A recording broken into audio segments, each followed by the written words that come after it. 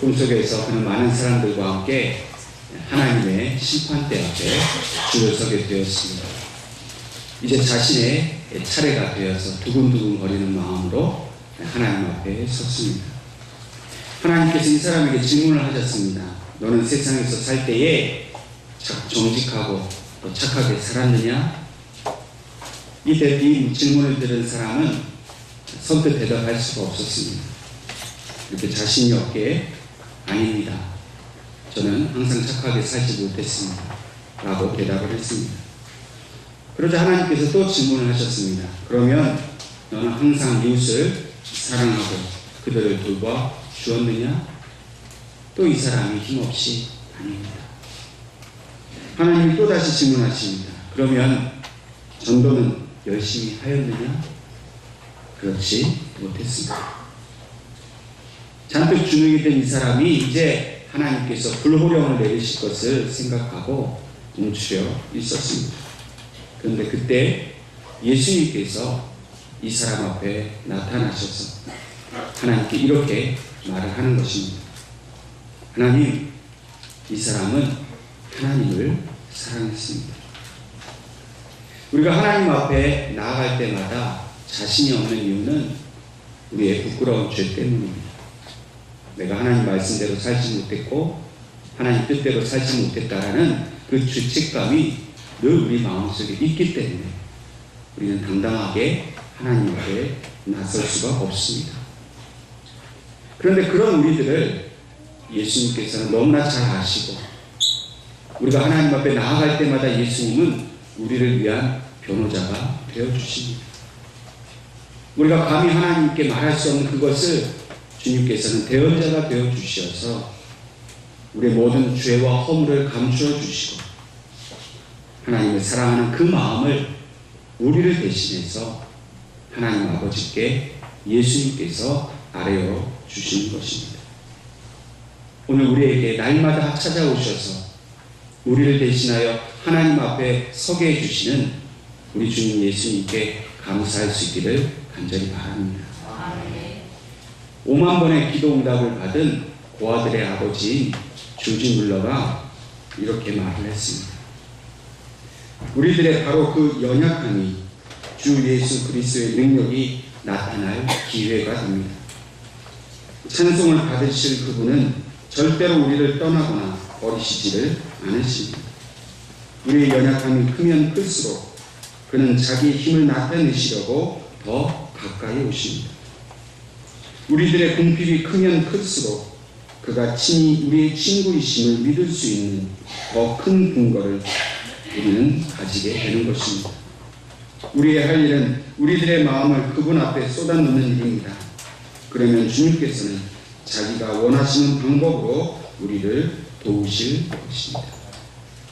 조지 밀러는 연약함 가운데 있는 우리에게 찾아오시는 예수님으로 인해서 더욱 감사하고 더욱 주님을 의지해야 할 것을 우리에게 말해주고 있습니다. 사실 이 조지 밀러가 5만 번이나 기도의 응답을 받았다는 것은 참으로 놀라운 일입니다. 어쩌면 우리에게는 부러운 일이기도 합니다. 사실 우리는 한 번 기도 응답 받기도 참으로 어려운데 5만 번이나 기도 응답을 받았다는 것은 참으로 대단한 일입니다. 그러나 여기에서 우리는 중요한 것 하나를 생각해야 합니다. 그것은 바로 5만 번의 기도 응답을 받기 위해서 5만 번의 기도를 드렸다는 것입니다. 여러분, 조지 밀러의 기도는 그저 생각으로 하는 기도가 아닙니다. 조지 밀러는 자신의 그 5만 번의 기도 제목을 꼼꼼히 노트에 적어가면서 기도를 했습니다. 조지 밀러는 늘 하나님 앞에 간구하는 그런 사람이었습니다. 아주 작은 것까지도 세세하게 하나님 앞에 기록해놓고 그 작은 것까지도 하나님 앞에 물어보면서 하나님께서 주시는 길로만 인도함을 받고 살아갔던 사람입니다.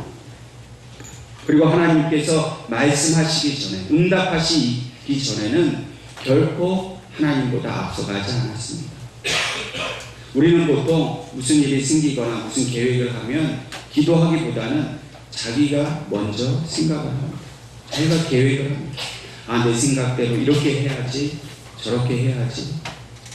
내 생각대로 해놓고 일이 잘못되면 그제서야 기도의 자리가 나옵니다. 하나님 이거 큰일 났습니다. 도와주십시오.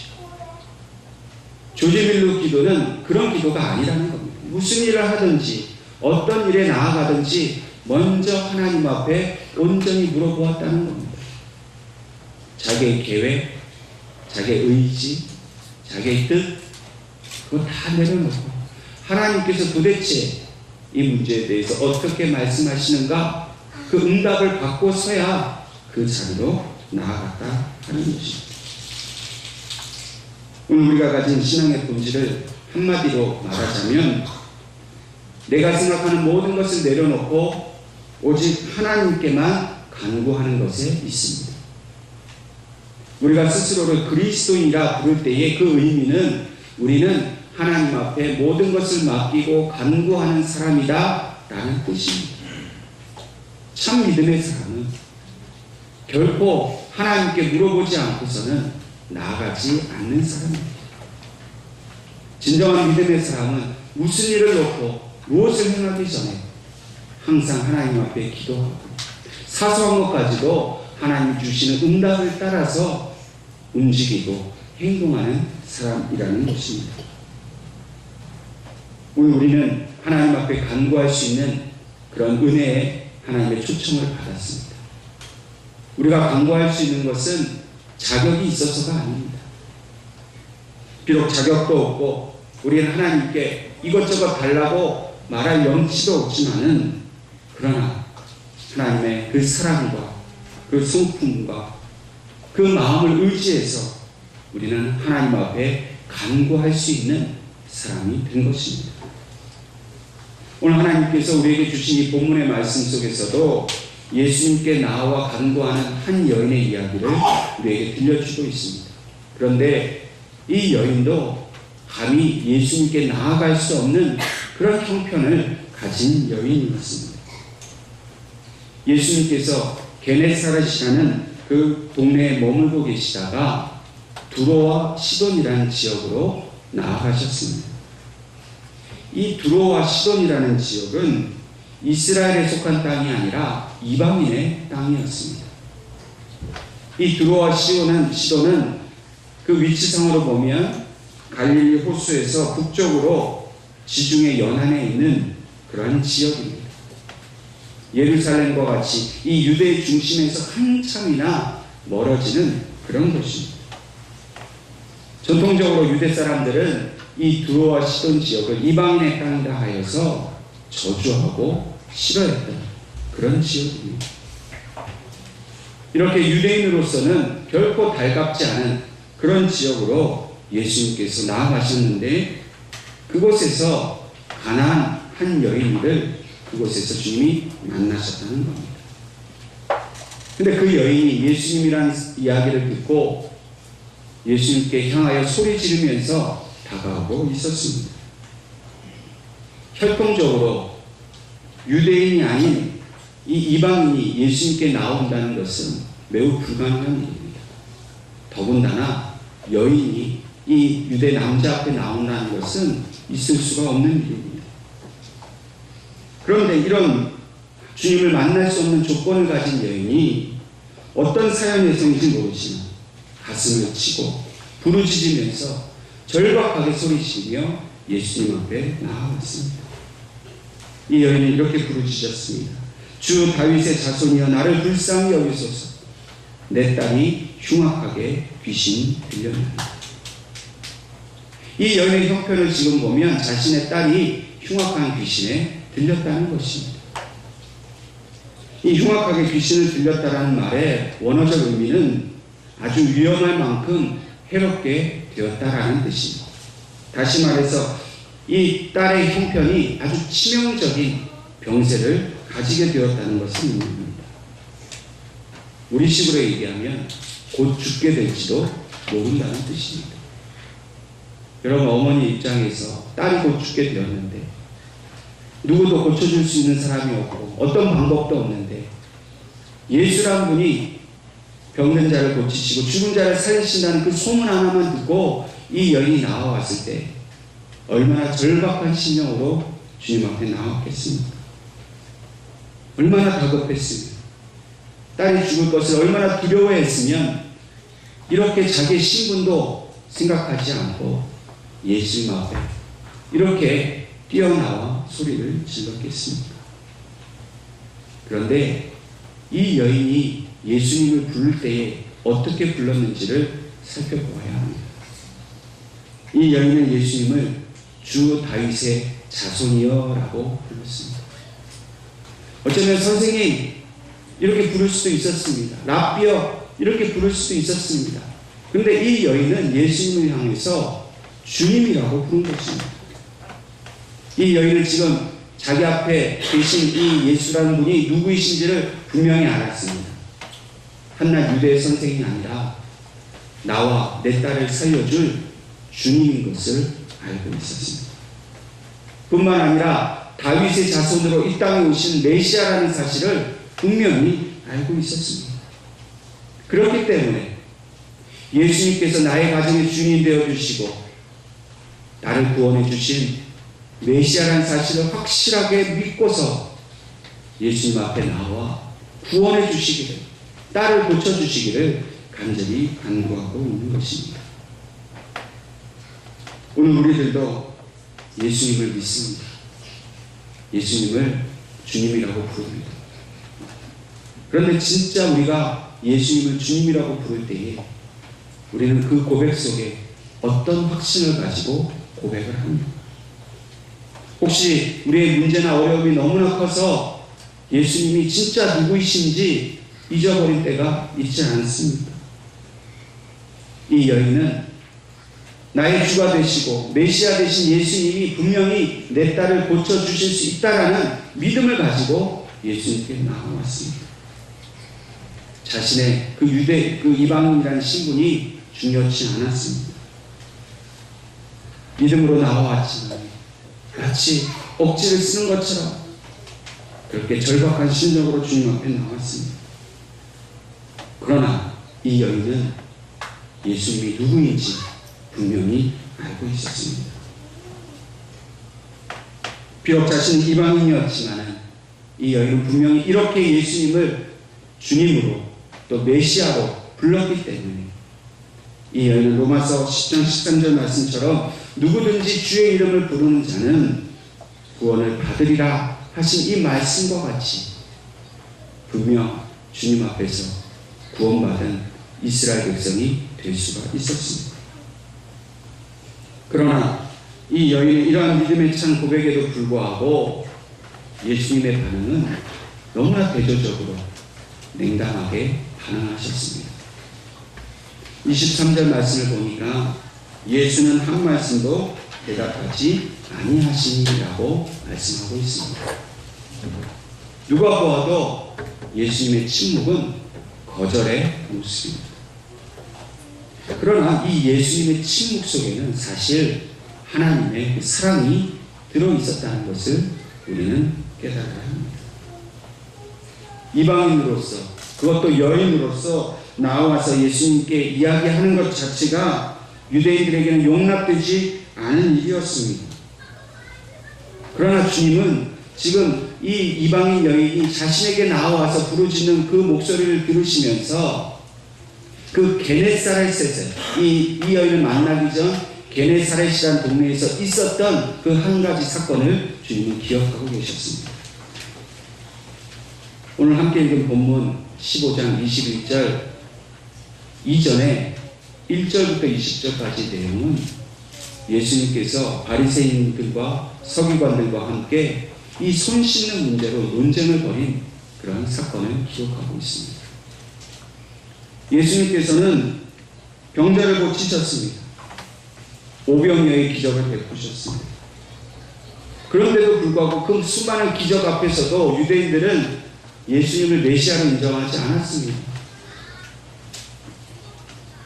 이 유대인들을 구원하기 위해서 주님께서 그 모든 것을 하나님의 아들 되심을 보여주셨는데도 유대인들은 오히려 믿음으로 예수님을 인정하는 것이 아니라 예수님을 핍박하고 예수님께 시험을 걸어왔습니다. 예수님은 그것이 마음이 아프셨습니다. 그래서 그 게네사렛을 떠나서 두로와 시돈 지방을 나아가신 겁니다. 이런 아픈 마음을 달래고 있는 중에 이 가난한 한 여인이 주님 앞에 나와서 믿음을 보여주고 주님이 메시아이심을 인정하는 모습을 보시면서 마땅히 예수님을 하나님으로 인정해야 할 이 유대인들과 그렇지 못한 이들의 그 믿음 없음을 보신 것과 도움 없이 구원받을 수 없는 이 이방인 한 여인이 오히려 예수님을 메시아로 인정하는 이 믿음을 보시면서 이 두 가지 상황이 지금 예수님의 마음속에 교차되어 보여지고 있는 것입니다. 주님은 이 여인을 주목해서 보셨습니다. 그러나 주님의 계속되는 대답은 믿음을 가졌지만 이방인이 이 여인에게 더욱더 실망하게 되는 그런 말이었습니다. 본문 24절 말씀에 나는 이스라엘 집에 잃어버린 양 외에는 다른 데로 보내심을 받지 아니하였노라 말씀하셨습니다. 예수님에게 있어서 구원의 1차적인 목표는 바로 유대인이었습니다. 그러나 예수님께서는 유대인만, 이스라엘만 택하셔서 그들을 구원하기를 원하신 것이 아닙니다. 사실 예수님께서는 모든 이방인들, 모든 민족들을 구원하기를 원하시는데 그 구원의 역사를 이스라엘을 통해서 하기를 원하신 겁니다. 사실 주님은 이 여인을 만나기 위해서 일부러 두로와 시돈 지방으로 가셨습니다. 이 이방인에게는 하나님의 택함이 없었습니다. 그러나 이들이 이스라엘 백성들처럼 하나님의 그 택함 받은 자녀가 될 수 있는 길을 주님께서는 보여주기를 원하셨던 것입니다. 혈통이 아니라 누구든지 예수님을 하나님의 아들로 메시아로 인정하는 자가 하나님의 구원을 받을 수 있다는 사실을 이 여인을 통해서 온 유대인들에게, 제자들에게 그것을 보여주고 싶으셨던 것이 예수님의 본심이셨습니다. 오늘 주님은 이 여인에게서 그가 가지고 있는 믿음이 정말로 진실하고 확실한 것인지를 시험해 보고 싶으셨습니다. 과연 이 여인은 주님의 기대대로 바로 믿음의 모습을 주님 앞에 보여주고 있습니다. 25절 말씀에 이 여인이 예수님께 절하면서 이렇게 말합니다. 주여 저를 도우소서. 주님의 그 거절에도 불구하고 이 여인은 계속해서 도와달라고 주님 앞에 빌고 있습니다. 예수님은 한 번 더 이 여인을 시험하기를 원하셨습니다. 그래서 26절 말씀에 더 심한 말로 자녀의 떡을 취하여 개들에게 던지니 마땅하지 아니하니라 말씀하셨습니다. 여러분, 이 여인의 입장에서는 예수님께서 자신을 이스라엘 백성이 아니라는 이유로 거절하신 것 자체가 매우 자존심 상하는 일이었습니다. 그럼에도 불구하고 이 여인은 예수님께 절을 했습니다. 근데 이 절을 했다는 말은 한 번만 절했다는 뜻이 아니라 계속해서 절을 했다는 것입니다. 나는 널 고쳐줄 수 없다 얘기하셨는데도 아닙니다 주님, 고쳐주십시오, 고쳐주십시오, 계속해서 절을 했다는 겁니다. 자존심이고 뭐고 다 던져버리고 오직 딸을 구원해 주시기를 주님 앞에 애원했다는 것입니다. 그런데도 예수님께서 보이신 반응은 어떤 것입니까? 이제는 말을 더 험하게 하셔서 자신을 개처럼 그렇게 여기는 것 아닙니까? 여러분, 이쯤 되면 우리 같으면 어떡하겠습니까? 내가 당신 아니면 어디 내 딸 맡길 데가 없어서 그럴 줄 압니다. 나를 개로 여기더니 내 자존심이 상해서 내가 당신에게 구걸하지 않겠습니다 하고 포기하고 돌아서지 않겠습니까? 그러나 이 여인은 그렇게 하지 않았습니다. 나를 개라고 부르시는 그 주님 앞에서 끝까지 주님 앞에 엎드려서 주님께 간구하였습니다. 오늘 우리들도 이 여인이 느꼈을 이 답답함, 이 절망, 이 낙심을 겪을 때가 종종 있습니다. 아무리 간구해도 대답하지 아니하시는 그 주님의 태도 때문에, 때로는 냉담하게 거절하신 것과 같은 그런 모습 때문에 오히려 우리가 기도하고 더 많이 상처받는 경우가 우리에게 흔히 있습니다. 리차드 포스터라는 사람은 이렇게 말하고 있습니다. 하나님께 버림받은 것처럼 생각하는 사람들에게 한 가지 권하고 싶은 것이 있습니다. 그것은 하나님을 믿고 기다리라는 것입니다. 말없이 그리고 조용히 기다리라는 것입니다. 정신을 차리고 민감하게 깨어 기다려야 합니다. 그리고 하나님 지금 어디에 계십니까? 제가 무엇을 했기에 주께서 저를 피해 숨으시는 겁니까? 이제는 기도하기에도 지쳤습니다. 그러나 저는 계속 기도하고 구하며 계속 기다릴 것입니다. 왜냐하면 주님밖에는 달리 갈 곳이 없기 때문입니다. 라고 기도해야 합니다. 이 여인은 주님의 거절에도 자존심 상하는 그 말에도 결코 포기하지 않았습니다. 여인이 예수님을 메시아로 인정하고 포기하지 않은 이상 여인은 계속해서 주님 앞에 엎드려 간 것입니다. 그리고 자신을 개로 인정했습니다. 당시 사회에 있어서 자신을 개로 인정한다는 것은 가장 겸손한 태도를 보여주는 모습입니다. 나는 개입니다 라고 얘기하는 건 그 어떤 것보다도 가장 낮은 그런 겸손의 모습을 가졌다는 것입니다. 이 여인은 모든 것을 다 내려놓았습니다. 내가 개가 되어도 좋습니다. 내가 먼지와 같이 되어도 좋습니다.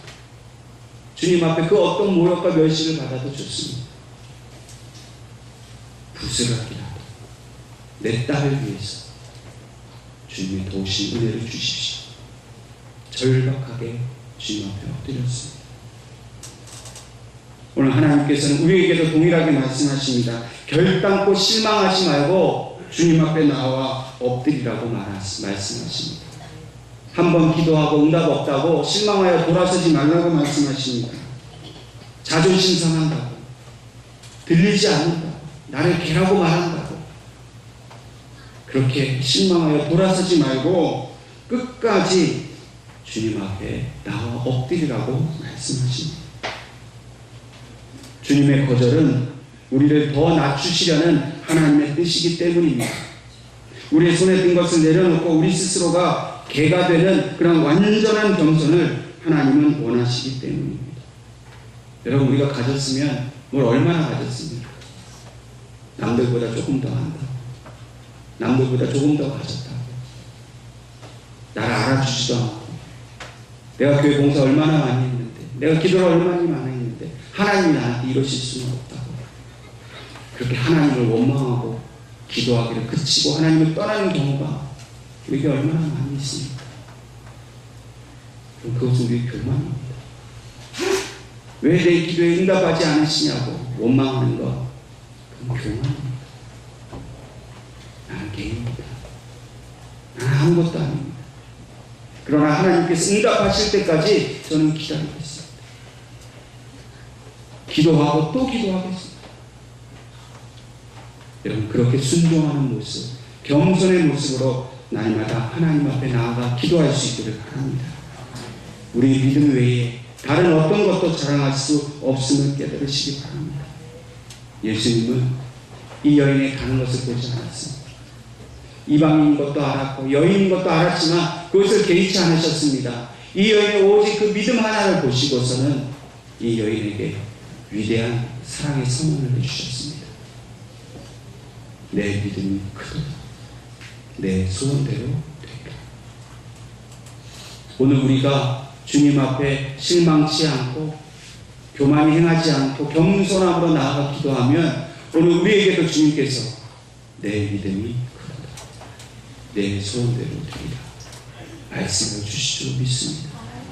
하나님 앞에 나아가는 자, 주님 앞에 나아가는 사람, 그 어떤 세상의 자랑도 가지고 나아갈 수 없습니다. 오직 믿음만을 가지고 나아가십시다. 오직 겸손한 모습으로 주님과 같이 완전히 낮아진 모습으로 주님 앞에 나아가십시다. 주님 반드시 우리의 믿음이 크다고 칭찬해 주시고 우리의 상처받은 것, 우리 아파하는 것, 우리의 그 모든 문제들을 치유하시고 해결해 주실 줄로 믿습니다.